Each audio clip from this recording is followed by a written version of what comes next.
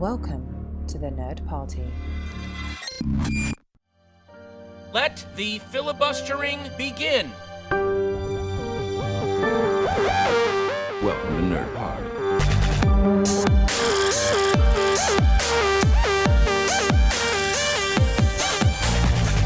Hello and welcome to Filibuster here on the Nerd Party Network. We've got more diverse shows than an Oscars directors list, with great shows like Nerd Nuptial, Missing Frames, A24 Project, Retrospective, Aggressive Negotiations, Time and Space, and much, much more. But also, unlike the Oscars, I'm one of your hosts for today, Lee Hutchison, and I'm joined by Dallas King. And usually I'd ask how you are, but I'm going to pose the question today, are you British? I am British. Well, was the Oscars your cup of tea the other night then? I'd have to say, no, it was not my cup of tea. I'm just like Spike Lee. If I'd been watching, I probably would have done the same as him. I would have turned it off and walked away in disgust. Well, maybe not. Disgust is probably too strong a word, but disappointment, perhaps, is more a fair word, perhaps, to use. Did you stay up and watch the Oscars then on Sunday? No, I really couldn't be bothered, to be honest.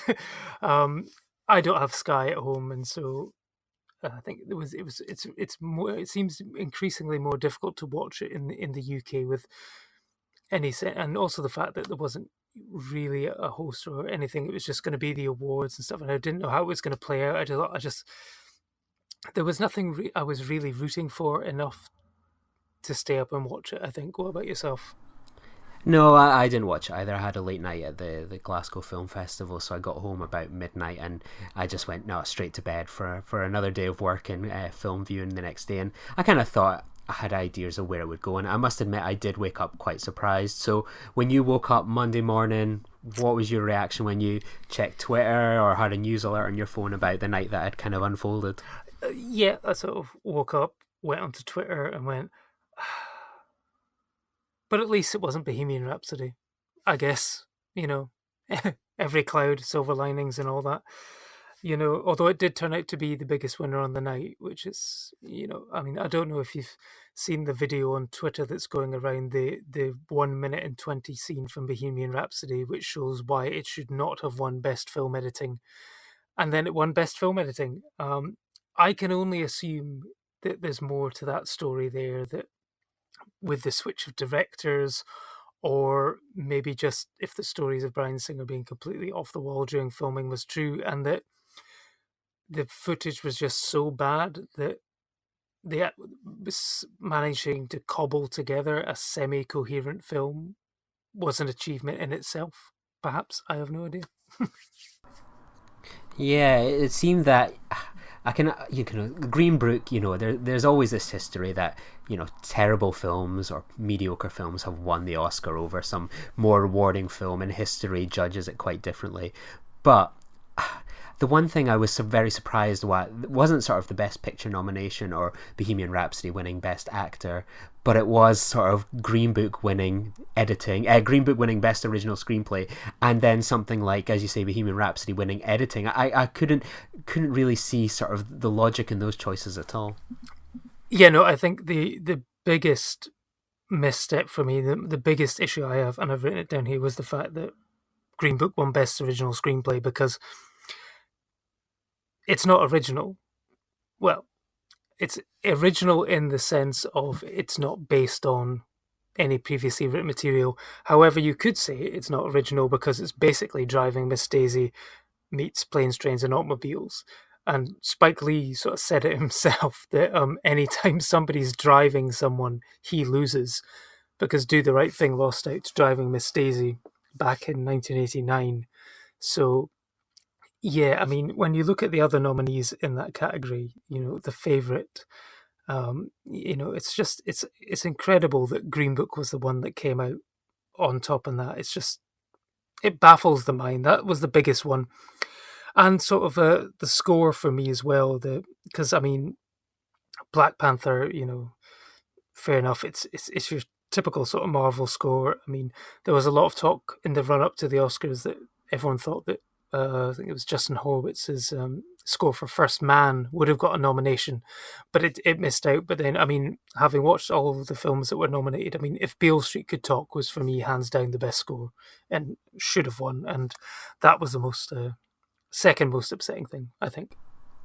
Yeah, like that was when I thought, come on, surely that's a nailed on one. They've got to give Beale Street something. I know it got Best Supporting Actress, but I thought surely it's going to get, the best score. It clearly is hands down the best score. I mean, I can remember a little bit of the Black Panther score, but nothing that ever really stood out too much. But that was another real surprise. And yeah, I suppose it's the closest Black Panther will get to its Best Popular Picture win. Yeah, I mean, it won Best Production Design as well, and sort of Best Costume Design. So, it did have it did get merits. I mean, it's not the first. Dick Tracy in Batman, Tim Burton's Batman also won Best Production Design. So it's not the first, but I think as you said on the Nerd Party group chat, it now joins the Marvel universe. It now joins the Oscar-winning DC universe as having an Academy Award to it. So it's taken them long enough, and it's just a shame that it was Black Panther was the one that did it, because I think there's better films in the Marvel Cinematic Universe that were probably more deserving. Because one of the other surprises for me was probably the fact that First Man pipped Avengers: Infinity War for visual effects, because I thought the work on Thanos was outstanding, but the effects in First Man were great as well, so that was good.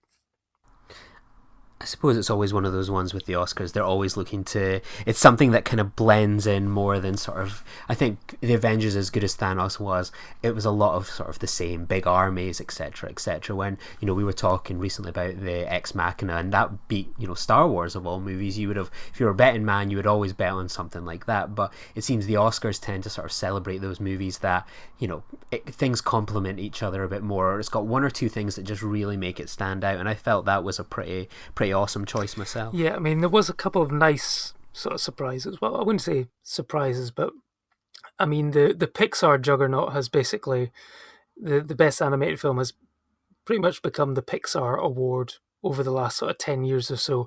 So it was really pleasing to see that Into the Spider-Verse took home the award on the night. I was very, very happy about that, and that's the one that I definitely had zero issues with. What about yourself? I kind of wanted Isle of Dogs to win that one. I know I'm the one of the... I was discussing it with someone the other day of like being one of the few people on the planet that was like, yeah, Spider-Verse was good, okay, sure. But I mean, I am a Wes Anderson fanboy, so I was kind of hoping that would win, but I had absolutely zero expectation that it was going to win. I mean, it was the Spider-Verse has got so much goodwill going into that Oscar category, so it was a bit of a surprise, but it did earn its thing. It did look beautiful, and the numbers for it have been quite spectacular. So yeah, a bit of a disappointment for Isle of Dogs, but I think I'm in the minority there. Well, I mean, I think I would have been happy if Isle of Dogs, as long as Incredibles 2 didn't win, I would have been happy with Isle of Dogs as well, because I think when we both saw Isle of Dogs at the last year's Glasgow Film Festival, I think we basically turned to each other and said, I'd be very surprised if that wasn't nominated, if not winning Best Animated Feature.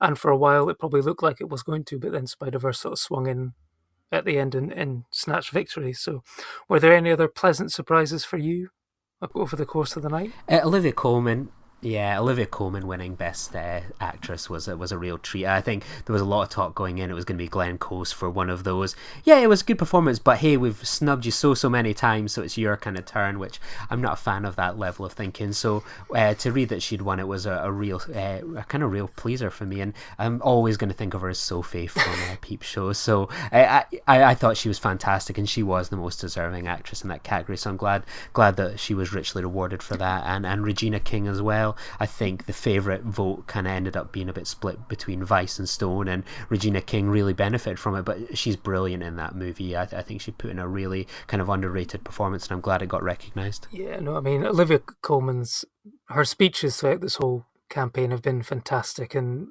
she was just, the class act that we've come to know and love over the years. Certainly, the British audiences know her a lot better than US audiences, but I think that will change now. But I mean, I was surprised to see her win, because you get into this whole category sort of situation where arguably Emma Stone, Rachel Weisz and Olivia Colman are all three of them leads, And I would almost have argued that Emma Stone and Rachel Weisz were leads over Olivia Colman, but I was still glad that she won. And I mean, Emma Stone's reaction was brilliant. She was happier for Olivia Colman than Olivia Colman was happy for herself. She was so delighted that she'd won. She looked happier than when she won like 2 years ago for La La Land. It was just great to see another actor sort of be that happy for someone. And I know he didn't win the Oscar on the night, but Richard E. Grant, I was so glad that he finally got that season finale to his Oscar storyline where he finally got his selfie with Barbara Streisand at one of the after parties. It was so great to see that after this whole story come to an end. I thought that was a lovely thing. Yeah, I mean, Richard E. Grant's been the star of this kind of awards season. I think everyone was kind of rooting for him, and I thought it was going to be a bit of a formality that he's going to win it after the Independent Spirit Awards. So, yeah, a bit of a disappointment that he didn't take it home, but in a way, he's the real winner. Absolutely. I mean, so I just want to touch back upon the sort of Best Picture for a moment. So, going into last night's Oscars, what did you think was going to win? And what did you want to win? I thought the favourite would win, and I think Black Klansman is the best film out of that bunch. So I thought that was going to win. What about yourself? After rewatching Black Klansman recently, for me, it was the best film in that category. But I had a sneaking suspicion that it was going to be Green Book, and I kind of know why.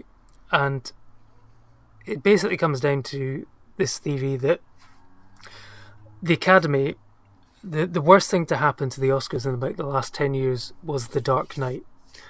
And in that, I mean that the worst thing that happened to the Oscars was The Dark Knight not being nominated back in 2008/9. It's always that weird thing. They call them the 2008 Oscars, but they're actually handed out in 2009, so it always gets slightly confusing.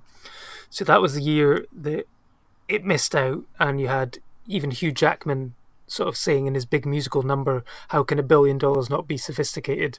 You know, I didn't even see The Reader. Nobody saw The Reader, and yet The Reader was nominated along with, what was it, Milk, Frost Nixon, Slumdog Millionaire, which went on to win.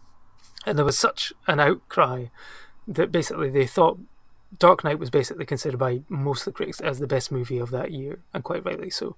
I mean, people still talk about the legacy of The Dark Knight well over the legacy of any of the other 5 nominees, one of which I can't even remember now.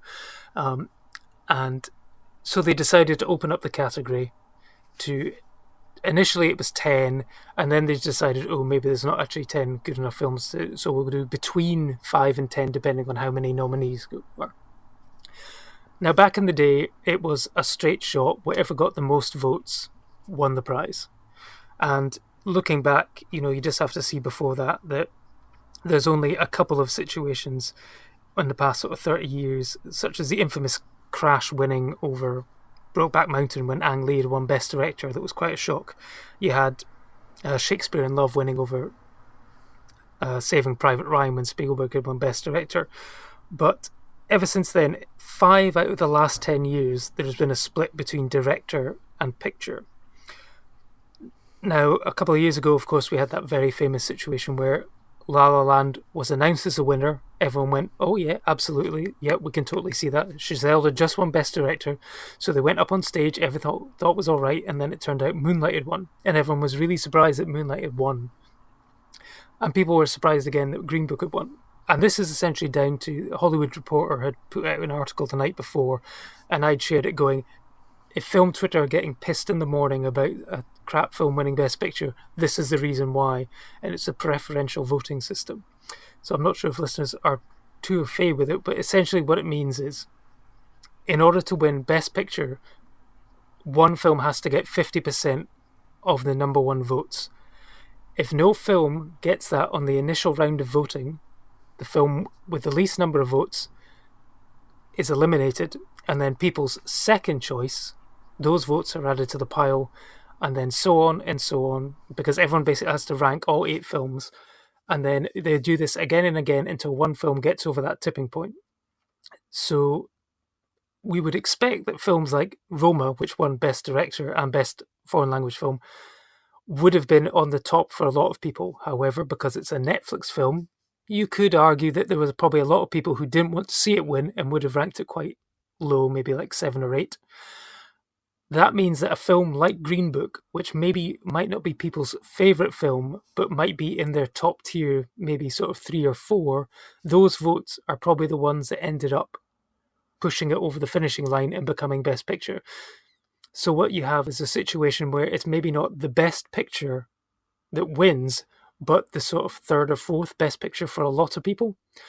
I think that's probably what happened with La La Land and Moonlight, in that La La Land was loved by a lot of people, but there were a lot of people who hated La La Land and would have ranked it quite low, whereas Moonlight was quite well received quite across the board and would have been quite high up for a lot of people. And that's how it ended up sneaking across the finishing line. That's my theory. What is your take on it? That makes complete sense to me, and I mean, I must admit, I'm quite ignorant about how the Oscars all work in terms of their rounds for voting and so on. I was naive to think that it was whoever had the most votes won, regardless whether it was one extra. I never realised there was sort of rounds involved. Sounds like you're electing a prime minister more than you sort of a candidate for kind of a party over sort of picking a best picture. Yeah, well, this is the only category where it has that, just because of the sheer number of nominees. I think in the initial round of voting to get the nominees, certainly it is by people who work in those categories. So initially, say makeup or costume design, it'll only be people within that guild or the academy that are allowed to vote. It's only then that you get to the end that it's opened up for everyone, which is why, because I mean, if you asked the majority of people who work in the Academy and the majority of people who work for the Oscars to basically tell you the difference between sound mixing and sound editing, I think you would have 1,000 different answers. And again, it's why you sometimes see films like Bohemian Rhapsody win those awards, because people think, oh, because they've got a lot of music in them, that's what wins. Whereas I would have argued that a film like A Quiet Place, which basically lives and breathes on the success of its sound mixing, should have taken that award. That's what I thought. Yeah, I think most people picked it because they synchronized kind of lip syncing in quite well. I mean, it's absolutely baffling how that won. And as you say, that video that's going around where it's just like chop, chop, chop, chop, chop. And I think people have said that, oh my God, the Live Aid scene, it's great. It's almost like looking at the real thing. And then, like, you watch the sort of comparison video, and the two couldn't be any more wrongly kind of put together. It's genuinely, like, I said it about Green Book when I saw it the first time in, I think, October time, and then when I saw Bohemian Rhapsody probably about a month later, was they're fine movies, they're okay. I would give them a solid 3 out of 5. I enjoyed them for what they were, but they are nothing kind of significant or special.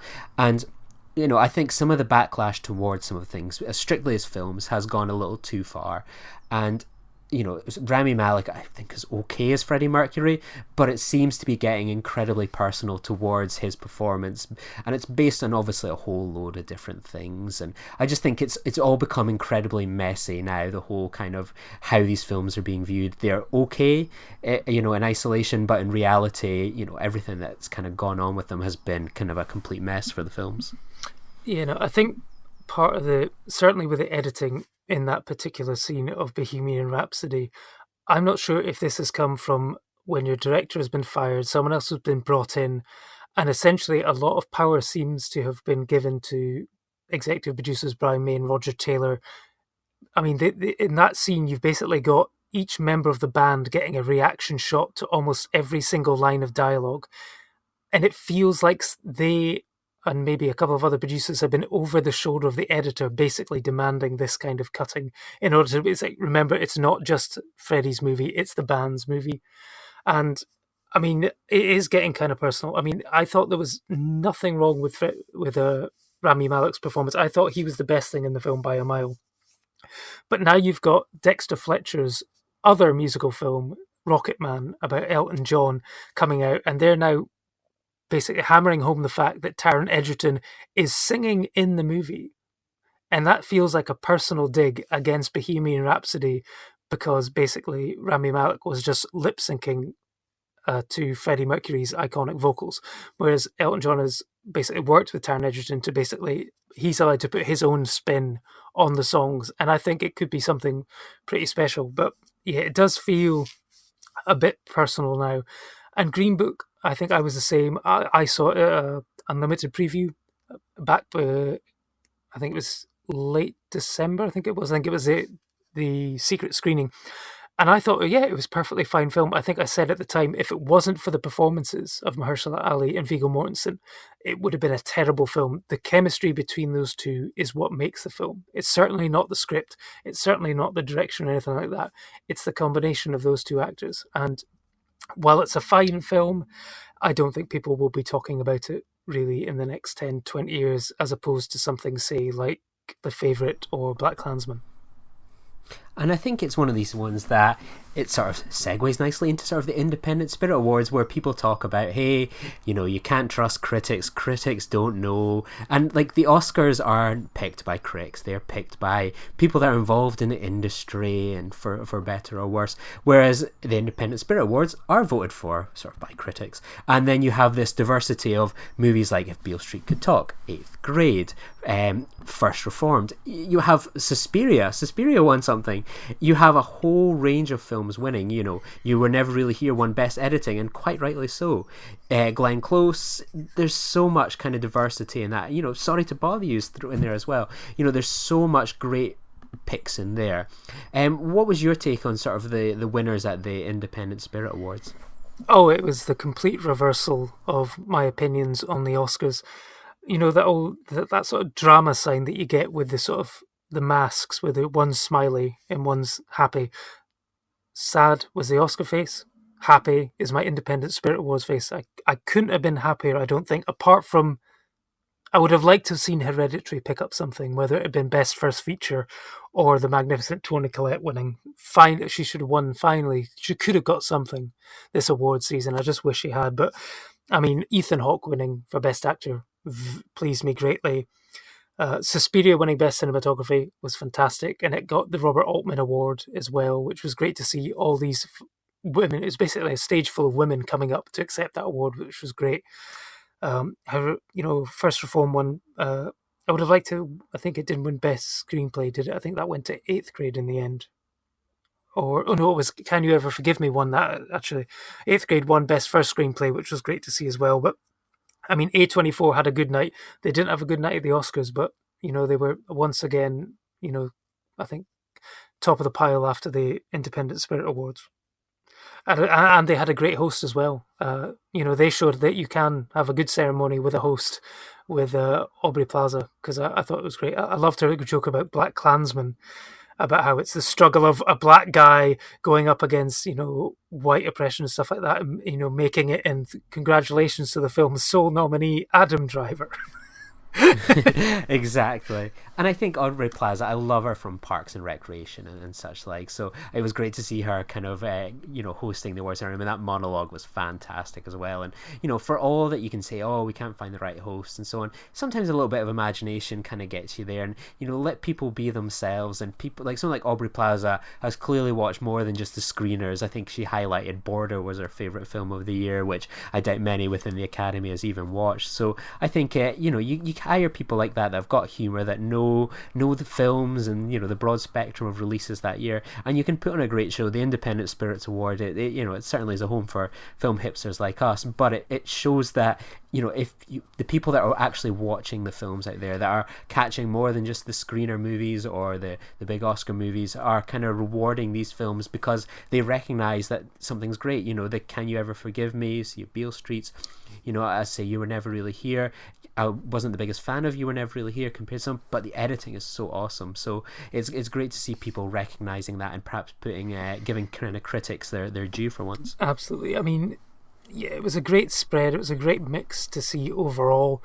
I mean, even Barry Jenkins, when he won, he seemed slightly embarrassed, and I think he said, I wish it had gone a different way, because, you know, the Independent Spirit Awards had, as Aubrey Plaza said, 60% of the nominees are directors. Now, before you get carried away, that's still only 3 but 60% makes it sound a lot better. And like he was almost sort of hoping that one of the women had won for that one. I think I would have been happy if Lynn Ramsey had won for You Were Never Really Here. But I mean, he was very gracious and rocked a turtleneck, which is a very difficult thing to do. Absolutely. And as someone that's tried one on a few times in H&M, when you're as small as I am, it just doesn't look as good. Yeah, no, and there was another awards ceremony. I don't know if they actually had a physical ceremony, but there was another awards ceremony I noticed over the weekend. It was the Bloody Disgusting Awards, and they did an all-horror version of the Oscars, and Hereditary did basically cleaned up at that one. They got Best Picture, Best Actress for Toni Collette, Best Supporting Actress for Millie Shapiro, Best Director for Ari Aster, and Best Screenplay for Hereditary as well. So, Hereditary did, it proves, even though, it was, I almost saw it at times as more of a family drama or, rather than out and out horror. But it was great to see, it pick up, something and get the credit it deserved somewhere. So. Absolutely, and well earned too. And kind of finally, sort of, we were kind of talking about, say, Lynn Ramsey there. We'll have our next round of 52 films by women. So, Dallas, what is your weekly recommendation for people to check out? Well, I'm actually going to stay on brand, and I'm going to go with an Oscar winner, which was the Best Documentary Short Live Action winner, period, End of Sentence, by Rekha Setachabi. And this was a documentary which I caught on Netflix, actually. It was just, as I was doing, every week, checking movies directed by women, came across this short. It's a 30-minute documentary set in India about a group of women who... Now, menstruation is a rather taboo topic over there, and they don't get much help or support in the way of sanitary products for that. And basically, there's a group of women who have basically put together a project where they are manufacturing their own, because beforehand they were just basically using cloths and stuff like this, but they actually are producing their own sanitary towels, and they're actually then they've turned it into a business, and they're now going around and selling them directly to women. And it was a fascinating documentary. You realise just how much you take for granted living in the sort of Western world, and it was great to see these women sort of becoming sort of entrepreneurs essentially. But then again, there was also the impression they were doing it. They couldn't shout about it. Their husbands, they couldn't tell their husbands what they were doing. They had to pretend they were going off and doing something else. Or even though when the husbands were involved, the husbands thought they were making nappies for children and stuff like this.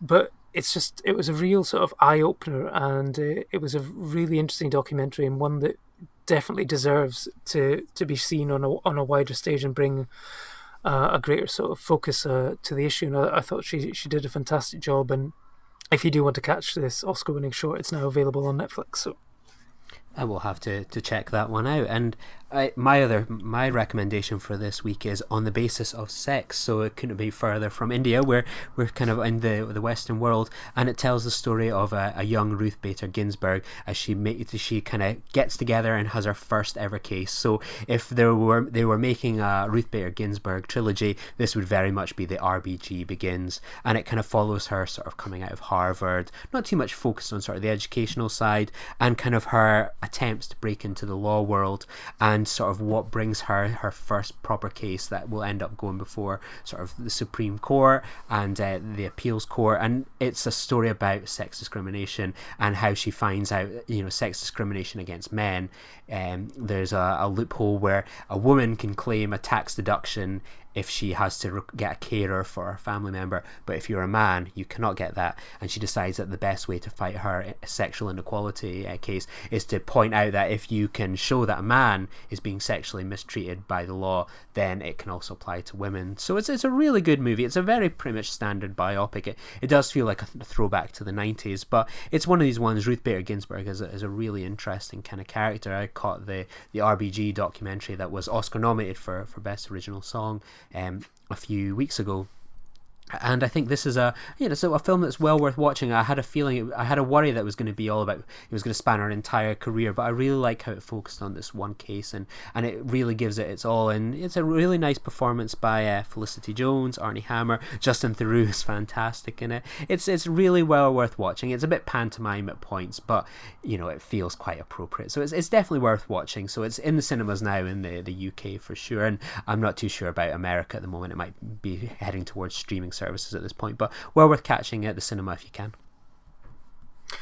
I will try to catch it, but no promises this week, unfortunately, because with the Glasgow Film Festival and stuff, priorities are being pulled in many different directions, so we'll just have to see. But it'll be one that I will catch eventually, I think. Absolutely. And next week we will kind of talk about, we're a weekend to start the Glasgow Film Festival at this point, so next week we'll kind of review all the different films that we've seen together, have seen apart, and I think there's going to be a really interesting mix, and the quality has been very good so far, so I'm looking forward to trading stories next week. Absolutely, yeah. No, we'll have several films to discuss, some A24 and some not, so I'm excited to see your thoughts on what we've seen, and catch up. Yeah, definitely. So, Dallas, if people wanted to kind of catch up with you, find out what films you're maybe catching at the Glasgow Film Festival for a little preview, or talk to you about your Oscar theory, where can people find you? They can find me on Twitter at @champcelluloid, and if people want to chat with you, where can they get you? Yeah, you can find me on Twitter at Lee_Nostromo, and you can find us both nearly every other 2 weeks on the A24 project, where we look at 2 movies at a time from the A24 brand. So just now we've got Ex Machina and Cut Bank. So one of their most popular films, and one of those films that's probably been overlooked by most fans of A24, and also A24's first Oscar winner, so nicely on brand there. And if you leave a written review for the show at the moment, you can be thrown into the mix for an Last Exit to Nowhere Hereditary t-shirt. So again, on brand, we've touched on Hereditary today, so we've nicely bookended everything. So I hope you'll join us all next week as we kind of wrap up our coverage of the Glasgow Film Festival. But until then, kind of keep watching good movies and champion what you like. All the best. Bye. Join the revolution. Join the Nerd Party. Welcome to Nerd Party.